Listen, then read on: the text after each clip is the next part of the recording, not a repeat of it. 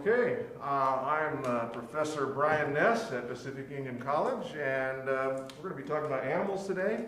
And I have my assistant here, Marina Maya. She's a PUC student.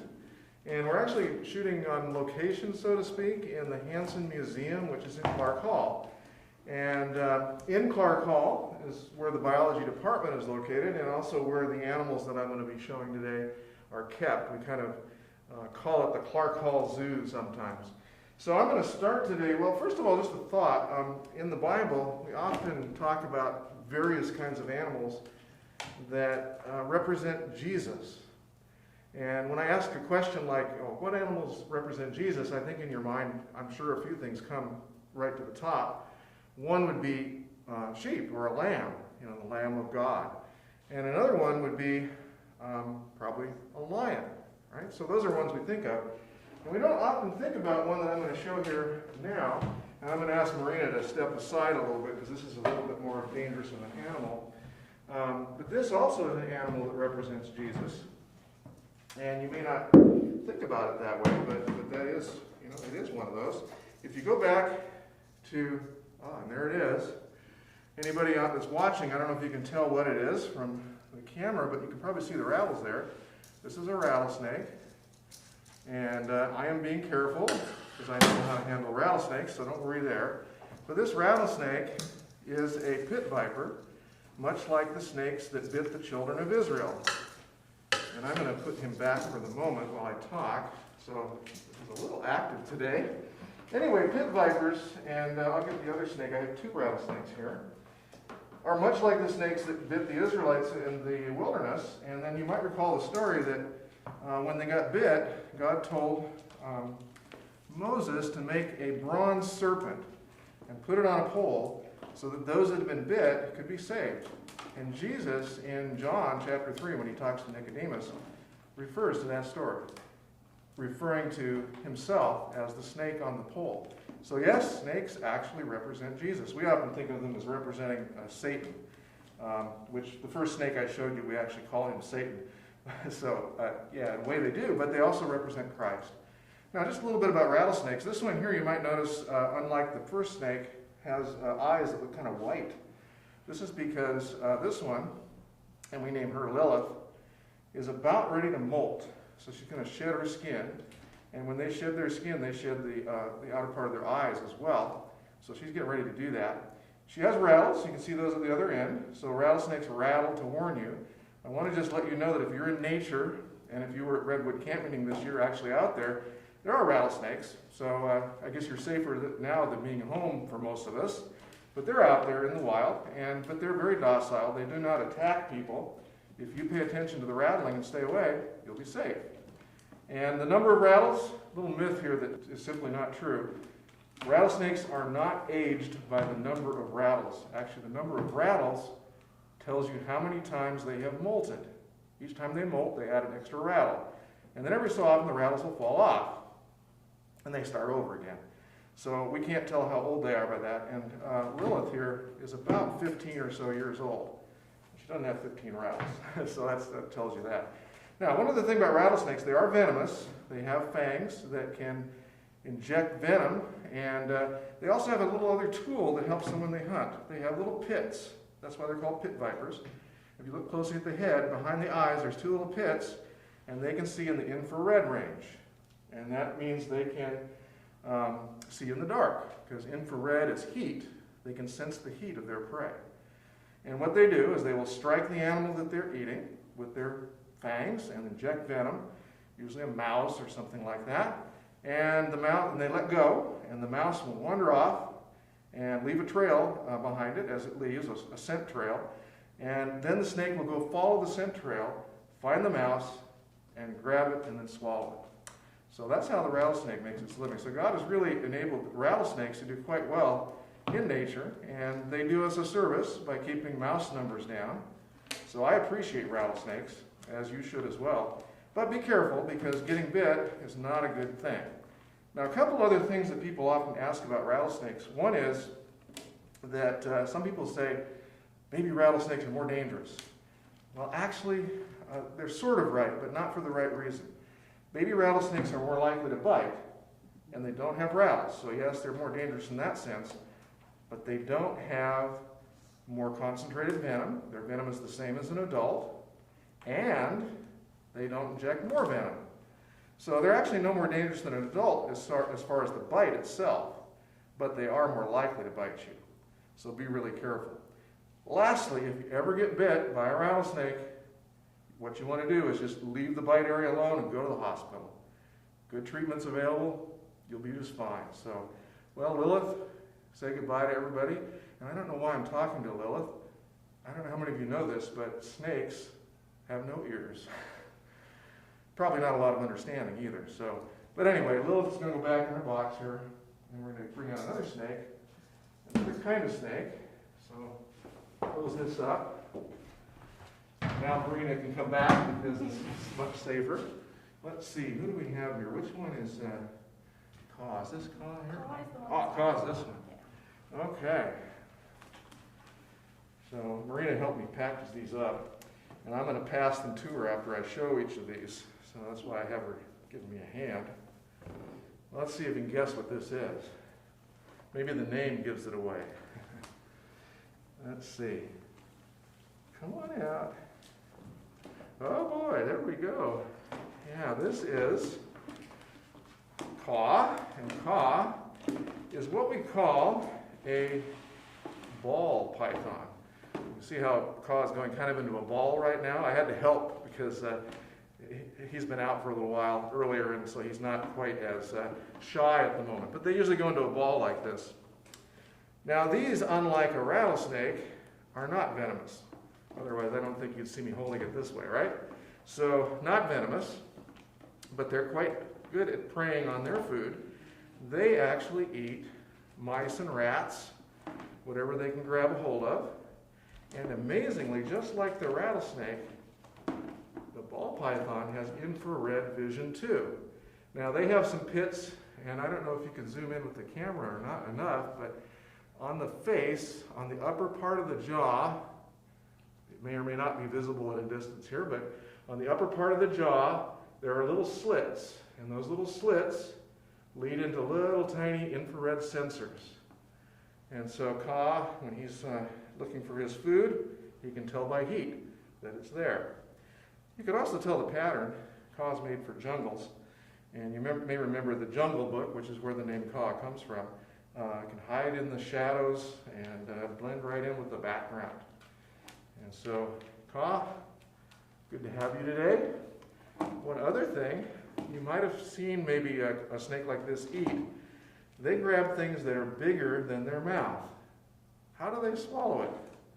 How in the world can Caw grab a rat that's as big as his body back here and get it through that little mouth?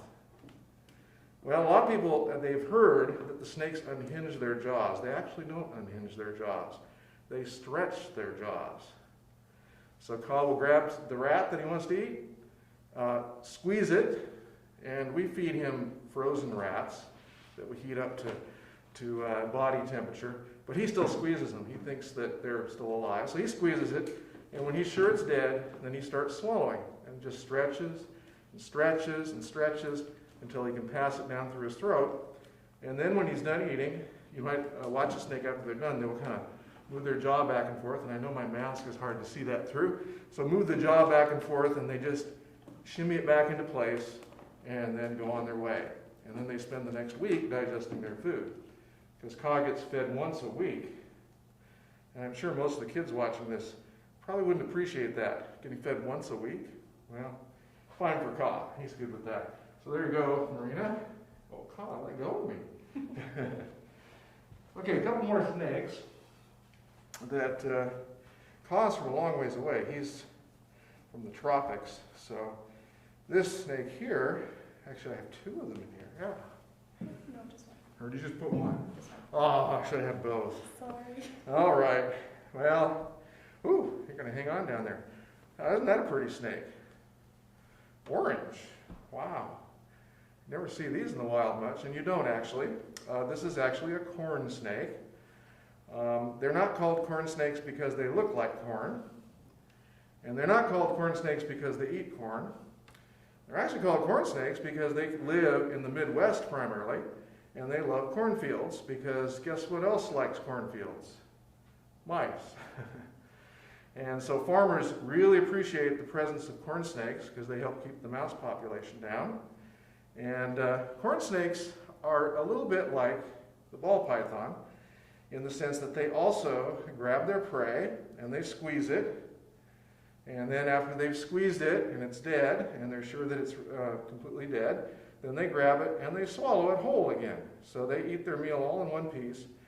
And they do the same process of stretching their jaws. They swallow the food all the way down, and then they spend the week digesting it. Now, this one here is a weird color, though. If you were to find a corn snake in the wild, they would be a combination of this orange-red color and brown and black and white. And so they're quite colorful in the wild with a whole lot of colors, but this one is a mutant form that has lost all of the brown and black colors. And so it's a very reddish color. And if you go to a pet store and buy a corn snake, most of them are this type. That's the usual sort that people are keeping as pets. And he's a really friendly pet. And I should say, if any of you are interested in keeping any of these kinds of animals as pets, this is probably your best choice. So if you're trying to talk your parents into it, this is one because it doesn't require any special temperatures or anything. One's like, like Caw, he needs warmer temperatures than these guys do. And also he tends to eat larger food. These guys just eat mice, and you can buy frozen mice quite easily. So, one last thing about snakes in general. Oh, what are you doing? Huh? You're going to coil all around me here. I was going to try and get to the back end here. There is one opening on a snake called a cloaca. That's where they go to the bathroom, okay? That's also, if this was a female, where they lay their eggs. So everything comes out the same opening. And this kind of snake does lay eggs. So corn snakes lay eggs, so do pythons like Caw. But rattlesnakes, you may not know this, but rattlesnakes do not lay eggs. They have eggs, they keep them inside, and then the eggs hatch, and the young come out through the mother's cloaca. And so they come out as little tiny snakes, without having to hatch from an egg outside in the external world. Well, I will pass this corn snake on to you. And now, oh boy, get ready. And I may have to have some help here. We'll see. Come on, Fred. I have my littlest snake for last. Yeah, I'm going to need some help. So, move this over. And I need Marina to grab Fred's back end. Yep, thank you. Oh boy. This is Fred. And Fred, boy, Fred, you are heavy. Fred weighs about 100 pounds, I think, and Fred's about, 10 and a half feet long or so. Fred is a Burmese python, and Burmese pythons come from Southeast Asia. This is like Thailand and what used to be Burma. That's why it's a Burmese python. And Fred, grabbing my leg. Is he got you by the leg? Yeah, Fred likes to hug. So we'll put him down a little bit here. So, there we go. Come on, Fred, say hello to the camera. There we go. And he's hissing a little bit. He does that, but he's so friendly. I actually take him to preschools and grade schools, and he just loves to hug the kids and never gives any problem. But you dangle a big rat in front of him, and boy, oh boy, he's ready to eat. Aren't you, Fred? So you can see how he is really muscular. Very, very strong muscles. So these are also constrictors. They grab a big rat or a big rabbit or a chicken. You okay with it? Yeah, I'm chilling. Okay, and they squeeze it and then they swallow it too. And just like Caw, Fred will eat about once a week. And for those of you that want to maybe follow some of our animals later, Fred actually has his own Facebook page. So for those of you that have on Facebook, just go to Fred the Python on Facebook and you can see him there. And I post periodic pictures of him. There we go, Fred. Now, one of the things people ask is Fred safe? I mean, wow, he's so big. Could he hurt me? Well, if I were to wrap him around my neck, yeah. And so we don't do that. Marina, I never let him go around the neck because he is so strong, he could actually suffocate an adult. But if you don't let him go around your neck, he's perfectly safe. He's not venomous. He's got some pretty large teeth, but they have no venom.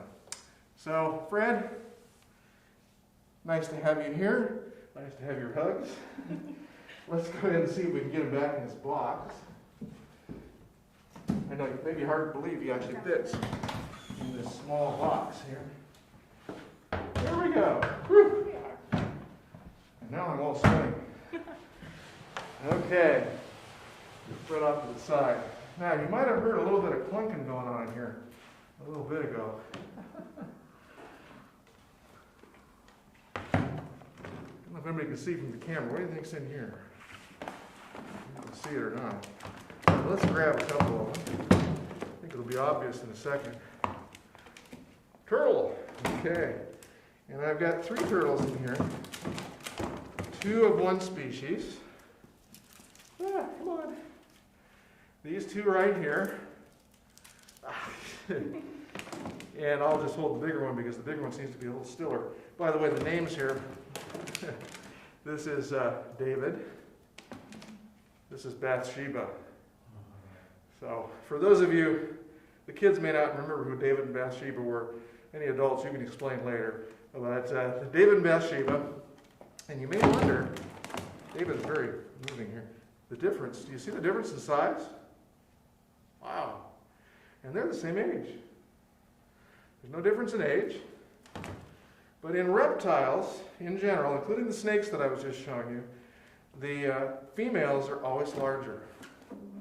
Now you might say, why are females so much larger? Well, if you think about it, the females have to produce eggs inside their body and then lay them. It takes a little more energy, and the cloaca that we talked about on the snake, which turtles have 2 back here at the base of the tail, it's larger in the females. Everything is a little bigger for females because they have to produce these eggs. Now you'll notice here that Bathsheba would like to bite me. A lot of turtles are a bit bitey, so if you see a turtle, don't just pick it up and expect it not to be nice to you. They might bite. There's no venom, but they can bite. And Bathsheba and David are both what we call red-eared sliders. They're the common turtle that are sold in pet stores, and they are, unfortunately, have been released by a lot of people in California and all parts of the West. They're actually an eastern species, but they do occur here in the West. And so if you buy a turtle, though, here's the deal. That turtle is a lifetime pet. Well, you 2 are so noisy. The turtle is going to live to be 50 to 100 years old. So if you buy a turtle as a pet, you better be ready for the long haul. And that's what we are too. So David and Bathsheba. Now how do we tell the male from the female? Well, size certainly. But if you look closely here, look at the claws. It's hard to see in the camera. Maybe. Whoa! Uh-oh. You 2, stop it. See, they love each other.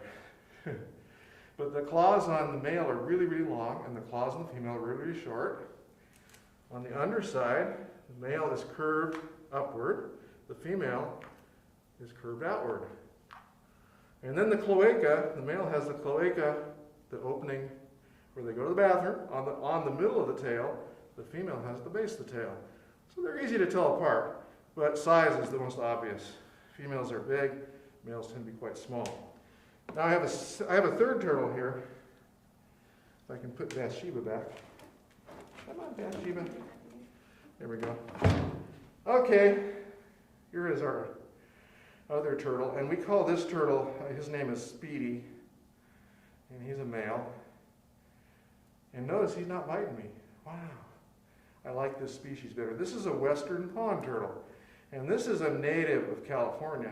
So if you go to a pond in California, you may see some red-eared sliders, the first ones I showed you, but these are the ones that belong here. These are our native turtles. And they are much friendlier for some reason, even when they're in the wild, they don't bite as much. And they're very green in appearance. You can see here, no red color on the face. Kind of a plain looking turtle by comparison to the red-eared slider. But that's our native one.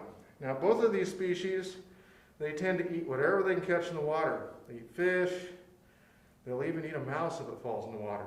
They'll eat mealworms and dragonflies and whatever. So they just eat whatever they can find that'll fit in their mouth. Okay, well, we'll move those along. We're going to switch from reptiles, give you the turtles, from reptiles to something that's sometimes scarier to people, and that is spiders. And I have here a couple of tarantulas. I'm going to show two of them today. This one, well, first I ought to ask everybody, I don't know if you can zoom in enough here to count the legs. How many legs? And I don't know how many they look like to you. Looks like 10. Oh, see, yeah, she said it looks like 10. And it does. I thought spiders had 8 legs. So what's going on? Well, here's the deal. This is a rosehair tarantula, by the way, from Chile, Chilean rosehair. And these two short front legs right here, they look like front legs.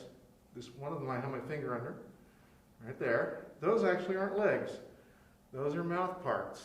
So they look like they have 10 legs, but they actually have 8. 1, 2, 3, 4, 5, 6, 7, 8, and then the two short things called pedipalps. And those are mouth parts. Now, tarantulas, everybody always asks this question to me the first off. Could it bite me? Did you take its fangs out? No, the fangs are there. Could it bite me? Well, it could, but you know what? It doesn't. And I've never been bit by a tarantula. In fact, as far as I know, I've never been bit by any spider. And probably most of you never have either. And so that's why I can handle it without really having much fear, because they just don't bite people. They're very friendly. I do feel, as I handle it, a little prickly on the ends of their feet. They have little black hooks. Oh, the turtles are being noisy. Maybe you can move them further out away from us here. That would help. Okay, so the little black hooks on the legs to hang on with, and I can feel that when I run my hand along the feet. The little black hook. And that's how they hang on to me. And then another thing about spiders, you know that spiders make webs, right? Well, tarantulas do not make webs to trap their food. They're marauders. They wait for an insect to pass by their burrow, and they grab it and they eat it. But they do have the ability to make silk on the back, and there's two little tiny projections back there, two little tiny things sticking out. Those are the spinnerets, and those spinnerets have little tiny glands on them that produce numerous, dozens of strands of silk that all get wound together to make the silk that they lay down on their burrow, because they have to hold the dirt together in their burrow. They dig in the ground and they lay down the silk to line their burrow. And they also use the silk on the outside of the burrow, so when something walks by, they can feel the movement, and then they know to run out there and grab whatever came by. So they've been supplied with that silk, which is extremely strong for its size. And most people have heard that silk is stronger than steel, and it basically is. So they've got that ability. So this is a Chilean rosehair. Oh yeah, I'm going to hand this to Marina. This is just to show you that how safe they are. Look at that. Oh, I have to say this too. I share these with my students in classes, and I go to schools and share my spiders with them. And of all the people that are willing to hold them, it's usually the girls. The guys are afraid to hold spiders. Don't know why that is, but the guys seem to be more chicken than the girls. So, okay, well, I'm going to get one more out here because this one is another species I think is kind of neat looking. This one tends to be a little more, moves a little more than that one did. Ooh, look at that. See, you can see his his legs moving a lot more. Look at that, how that? This one has a lot of hairs sticking out. You can see long hairs, and I don't know if the camera shows that well, but if you can zoom in, lots and lots of hairs, and this one is referred to as a curly hair tarantula. And they're from Honduras, so the Chilean rose here from Chile, which is southern part of South America, and this one from Honduras, which is in more Central America. So, and I love the fact that these have these long hairs. Now this one here, I'm looking, I can't tell for sure. It's hard to tell a male from a female, but if this were a male, it would have little hooks on the underside of these two front legs. And this one doesn't appear to have those, so I think it's a female. But if it had the hooks, they're there for a purpose. And this is where it makes me really happy that we're not like spiders. This is how spiders, how they go about their process of reproduction. The male has to find the females somewhere. And some of you that live in certain parts of California, you may notice that in September and October, all of a sudden the tarantulas are migrating. That's what people call it, tarantula migration. Turns out they're not migrating. All the tarantulas you see out in September and October are actually male tarantulas looking for some females. They go around looking at all the burrows, they start tapping at the front of the burrows trying to find a female, and then when they finally find one, they prepare a little, careful, don't hurt yourself. I'm more afraid to hurt the spider than it will hurt me. So when they find the female, then the male takes a little tiny package, has a sperm in it, and he sticks it inside the female and runs away. Now why does he run away? Because the female will eat him. You've heard about black widows. Same thing with tarantulas. And to finish today, I'm going to just talk about black widows and one other spider we don't have in California, because I always like to make sure that when I talk about nature, that I let people know that God has made a lot of these creatures to fit right where they live, and he didn't make very many of them to hurt us very badly. And one of those is the black widow. Black widow bite, you may have heard, is deadly venomous. No, it's not. Actually, black widow bite is extremely painful, so don't get one. But it's not deadly. And secondly, black widows hardly ever bite. Just like this spider here, I could handle a black widow. I generally will not do that because I know the bite is so bad. But I could probably do that. Wouldn't hurt me because they almost never bite. So don't be so afraid of them. Certainly avoid them. Be careful around them. You may also have heard that California has another spider called the brown recluse. Well, good news, folks. There are no brown recluses in California. There are no brown recluses in Nevada, or Oregon, or even Arizona. The closest they come is about eastern Texas, maybe central Texas. And so don't worry about brown recluses. Even if we did have them, they hardly ever bite either. And when they bite, their bite can be a fairly serious bite. It can develop into that weird, kind of a necrotic lesion, but often it doesn't. So brown recluses, even if we had them, wouldn't be as bad as their reputation. But we don't have them. So you can tell your kids, when you see a spider, if it's a black widow, don't touch it. If it's not a black widow, fine, you can touch it if you want.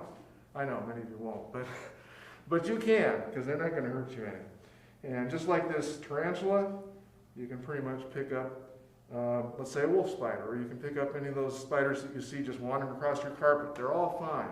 They're not brown recluses. So I think we should thank God for those two. By the way, I've talked my wife into this. Leave the spiders alone in our house, because guess what? They keep down the mosquitoes and other flies and things that might wander in. They'll eat those for you. So I hope at some point, some of you that have seen this, if you ever get a chance to come to PUC, stop by. We do have our little museum here that you can see open, and also the animal collection. I do show it to visitors when they come, so if you make arrangements when you come, you can see the animals here. If you have a school or something that's nearby, I do go out and do programs at some of the schools too. So it's entirely possible for you to get a little closer to these next time. Once this pandemic is over, hopefully we can all get a little closer together.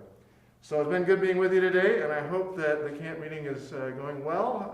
Even though each of us has to be separated like we are, at least we get the chance to share through the internet. So thank you very much, and thank you, Marina, for your help. And well, we better get back to working with the animals, because we have to feed them today too. So bye for now.